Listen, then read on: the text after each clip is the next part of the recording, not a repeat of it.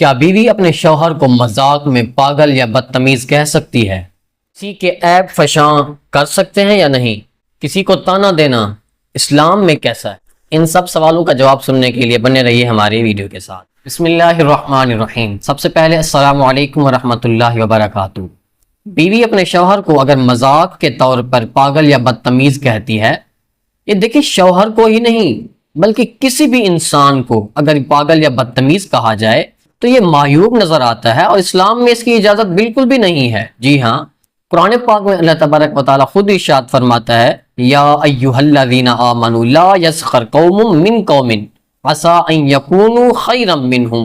اے ایمان والوں سے اللہ تبارک و تعالیٰ مخاطب ہو کے فرما رہا ہے کہ اے ایمان والو، لا یسخر، کہ نہ مذاق کرو، قوم من قوم، ایک گروہ دوسرے گروہ کا، عسیٰ ان یکونوا خیرا منہم، ہو سکتا ہے کہ وہ ان سے بہتر ہوں۔ اب اس میں کوئی عجیب بات نہیں ہے کہ جس کا ہم مذاق اڑا رہے ہیں وہ ہم سے بہتر ہو، جس کی کان ٹیڑھی ہو اس کا دل تقوی سے بھرپور ہو، جس کی ٹانگ ٹیڑھی ہو کیا خبر وہ اللہ تبارک و تعالیٰ کا زیادہ قرب رکھتا ہو۔ تو کسی بھی مد کے اندر کسی کا مذاق نہیں اڑانا چاہیے۔ ہاں، مذاق کے علاوہ ایک اور چیز ہے، مزاح، میم زا الف اور حا کے ساتھ۔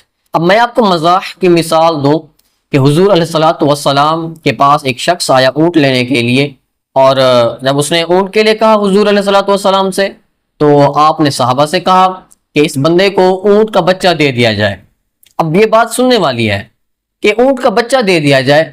اب وہ بندہ ہکا بکا رہ گیا، ابھی میں نے تو اونٹ خریدنا تھا کہ حضور تو اونٹ کا بچہ دینے کو کہہ رہے ہیں۔ اب وہ حضور علیہ الصلوۃ والسلام سے کہنے لگا کہ حضور میں نے اونٹ کا بچہ نہیں بلکہ اونٹ خریدنا ہے۔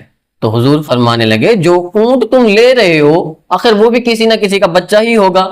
تو یہ ایک مزاح ہو سکتی ہے، مذاق اسلام میں بالکل اجازت نہیں دیتا۔ اور ویل لکل ہمزۃ لمزہ، کہ خرابی ہے ان لوگوں کے لیے جو لوگوں کو تانا دیتے ہیں اور لوگوں کے عیب فشاں کرتے رہتے ہیں۔ بہرحال یہ ایک بہت بڑی لمبی بحث ہے، لیکن اسلام میں اتنا اجازت نہیں ہے کہ کسی کا مذاق اڑایا جائے۔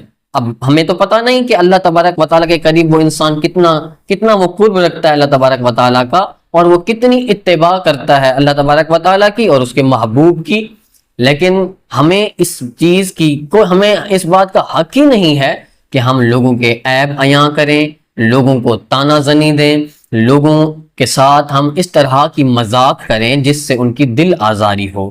اور اگر جو انسان قرآن پاک پر یقین رکھتا ہے تو وہ اس آیت کو، یا ایھا الذین آمنوا لا یسخر قوم من قوم عسیٰ ان یکونوا خیرا منہم، اگر اس آیت کریمہ پر وہ یقین رکھتا ہے تو مجھے نہیں لگتا کہ وہ اس بات کو سن کے شاید وہ کسی کی مذاق کرے گا۔ اور یہ ہمارا طریقہ بن چکا ہے، ہم نے اگر کسی کی ٹانگ کھینچنی ہے تو بڑی محفل میں ہم نے ٹانگ کھینچنی ہے۔